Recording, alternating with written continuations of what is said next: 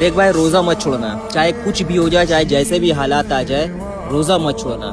اگر health issue ہے، اگر بیمار ہو تو الگ بات ہے، لیکن دنیائی کام کے لیے روزہ مت چھوڑنا. رمضان کا روزہ کتنا قیمتی ہے یہ تم کو ابھی سمجھ میں آ جائے گا. موسیٰ علیہ السلام نے ایک بار اللہ تعالیٰ سے پوچھا، یا اللہ جتنے قریب میں تجھ سے ہوں کیا اتنا قریب کوئی اور ہو سکتا ہے؟ تو اللہ تعالیٰ نے عرض کیا، اے موسیٰ ایک آخری قوم آئے گی جو محمد صلی اللہ علیہ وسلم کی امت سے ہوگی، اسے ایک مہینہ دیا جائے گا رمضان کا، جس میں وہ روزے رکھیں گے، اور جب وہ روزہ کھولنے کے وقت مطلب افطار کے وقت جب وہ مجھ سے دعا کریں گے اپنے خشک ہونٹوں سے، اپنے سوکھے ہوئے گلے سے، بھوک پیاس کی حالت میں جب وہ دعا کریں گے تو میں اس کی ہر ایک دعا کو قبول کروں گا.